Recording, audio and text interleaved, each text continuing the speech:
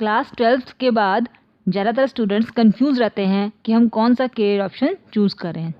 Commerce students के पास ज़्यादातर यही 3 ऑप्शंस होते हैं कि हम सीए करें या फिर सीएस करें या फिर सीएमए। इस वीडियो में मैं आपको इन तीनों कोर्सेज़ की कंपैरिजन बताऊंगी। तो चलिए स्टार्ट करते हैं। कंपैरिजन बताने से पहले मैं आपको इनकी सिमिलरिटीज़ बताती हूँ। ये तीनों ही सिस्टर्स डिग्री हैं, मतलब एक जैसी डिग्रियाँ हैं। ये प्रोफेशनल डिग्रियाँ हैं, कोई डिप्लोमा नहीं है, कोई प्राइवेट कॉलेज या फिर यूनिवर्सिटी इसे नहीं करवाता। तीनों ही कंडक्ट करवाती हैं इनकी रिस्पेक्टिव बॉडीज़। जैसे सीए के एग्ज़ाम को इंडिया में केवल एक ही इंस्टीट्यूट करवाता है, वह है ICAI, institute of chartered accountants of India, और सीएस को कंडक्ट करवाता है ICSI, institute of company secretary of India. CMA को कंडक्ट करवाता है ICMAI, institute of cost accountants of India. कोई और दूसरी बॉडीज़ इन एग्ज़ाम को कंडक्ट नहीं करा सकती है। यहाँ पर कॉलेज का कोई फंडा नहीं है कि ये अच्छा कॉलेज है या फिर ख़राब कॉलेज है, क्योंकि कॉलेज इनको करवा ही नहीं सकती। इनको केवल इनकी रेस्पेक्टिव बॉडीज़ ही करवा सकती हैं, कोई और नहीं करवा सकता। Start your own business.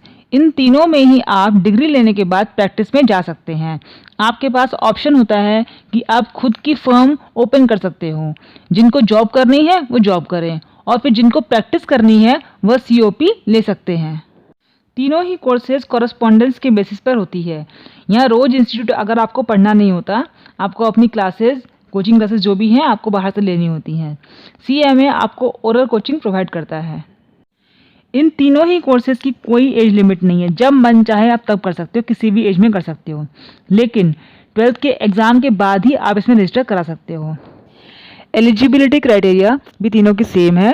12th के बाद आप कभी भी इसमें रजिस्टर कर सकते हो, और अगर आप नहीं कर पाए हो तो चाहे तो आप ग्रेजुएशन के बाद भी कर सकते हो, पर ग्रेजुएशन में आपका 60% होना कंपलसरी है, और इसमें आपको फाउंडेशन या फिर एंट्रेंस एग्ज़ाम नहीं देना पड़ेगा। ये तीनों ही डिग्रियां पोस्ट ग्रेजुएशन डिग्री मानी जाती हैं, तो आपको अलग से पोस्ट ग्रेजुएशन नहीं करनी होती। तीनों ही एग्ज़ाम साल में 2 बार होते हैं, हाफ ईयरली बेसिस पर, मई या फिर जून में, एंड सेकंड जो टाइम है वो एग्ज़ाम होंगे आपके नवंबर या फिर दिसंबर में। केवल CS एंट्रेंस के एग्ज़ाम साल में 4 बार होते हैं, अदरवाइज सारे एग्ज़ाम केवल 2 ही बार होते हैं। तीनों ही कोर्सेज की फ़ीस 1 लाख रुपए से कम है। यहाँ पर मैं रजिस्ट्रेशन और एग्जामिनेशन फ़ीस की बात कर रही हूँ, जो कि इंस्टीट्यूट लेता है, और जो कोचिंग क्लासेस आप लेंगे उसकी फ़ीस आपको अलग पे करनी पड़ेगी। यहाँ पर मैं उसकी बात नहीं कर रही हूँ। पासिंग एंड एग्जामिनेशन क्राइटेरिया तीनों ही कोर्सेज के बिल्कुल सेम है। इंडिविजुअली मतलब एक सब्जेक्ट में आपको 40% मार्क्स चाहिए पास होने के लिए, लेकिन एग्रीगेट जो मार्क्स है ना वो आपको चाहिए 50%। और एग्जामिनेशन की भी आपको फैसिलिटी से मिलती है। किसी भी पेपर में अगर आपके 60% या फिर उससे मार्क्स अगर ज़्यादा आते हैं तो नेक्स्ट अटेम्प्ट में आपको वो पेपर नहीं देना पड़ेगा, मतलब पेपर आपका एग्जाम्प्ट हो जाएगा। ये सारी बातें हुई सिमिलरिटीज़ की। चलिए अब हम बात करते हैं कुछ डिफरेंसेस की। Learning content, CA, CS, CMA तीनों में ही अगर आप देखें तो लर्निंग कंटेंट जो है मोर ओवर सेम है आपका।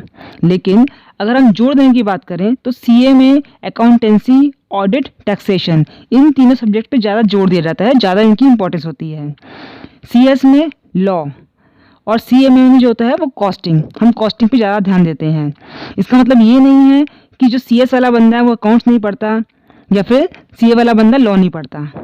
CMA में आप सब कुछ पढ़ते हैं। यहाँ पर भी टैक्सेशन पढ़ेंगे, आप कॉस्टिंग पढ़ेंगे, लॉ भी पढ़ेंगे, लेकिन कॉस्टिंग की ज़्यादा इंपॉर्टेंस दी जाती है इसमें। तो जिस बंदे को प्रैक्टिकल पसंद है वो CA और CMA में जाएगा, उसको ज़्यादा अच्छा रहेगा, बिकॉज वो CA और CMA में जो है हम ज़्यादा जो ध्यान देते हैं प्रैक्टिकल सब्जेक्ट में ज़्यादा ध्यान देते हैं। और CS में क्या है, लॉ को एकदम डीपली पढ़ाया जाता है, तो लॉ हमारा थ्योरेटिकल पोर्शन है। जिसे थ्योरी पसंद है उसे CS करना चाहिए। करियर ऑप्शंस, इसके 3 पॉइंट बनते हैं। सबसे पहला पॉइंट है ऑडिटिंग। इसको हम ऑडिटिंग की पर्सपेक्टिव से समझते हैं। Statutory audit, tax audit, bank audit केवल CA ही कर सकता है, और CS वाले जो हैं वो सेक्रेटरीयल ऑडिट कर सकते हैं, केवल वही कर सकते हैं CS वाले ही, और CMA वाले केवल कॉस्ट ऑडिट ही कर सकते हैं। तो अगर आप देखें तो CA के पास में मेजॉरिटी ऑडिट होती है, तो तो यहाँ हम कह सकते हैं कि CA वाले स्टूडेंट्स का थोड़ा स्कोप ज़्यादा होता है। सेकंड पॉइंट है मल्टीटास्कर। CA वाले हमारे मल्टीटास्कर हैं, कोई भी कंपनी बिगर CA के नहीं चल सकती है। और CS वालों का क्या होता है कि वो एज अ की मैनेजरियल पर्सन अपॉइंट किए जाते हैं, KMP। कोई भी कंपनी का अगर पेड अप कैपिटल 10 करोड़ या 10 करोड़ से ज़्यादा होगा तो कंपल्शन है कि आपको CS अपॉइंट करना है, अदरवाइज़ नहीं। और CMA वाले बच्चों का क्या है कि उनकी कोई कंपल्शन नहीं है, कंपनी चाहे तो अपॉइंट कर सकती है, कंपनी ना चाहे तो नहीं भी कर सकती है। लेकिन CA जो है, CA वाले स्टूडेंट्स को आपको अपॉइंट करना ही पड़ेगा, कोई भी कंपनी विदाउट CA रन नहीं कर सकती है। थर्ड पॉइंट है एडवाइज़र। अगर फाइनेंशियल एडवाइज़र अगर आपको चाहिए तो CA और CMA वाले स्टूडेंट्स को पहले प्रेफरेंस मिलती है, और अगर आपको लीगल एडवाइज़र चाहिए तो आपको CS को पहले प्रेफरेंस देनी होती है। अगर हम पासिंग परसेंटेज की बात करें तो CA की पासिंग परसेंटेज बहुत ही कम है CS और CMA के कंपेरेटिव में। अभी अगर आप रिसेंट की बात करें तो CA की केवल 3 से 4% ही है केवल।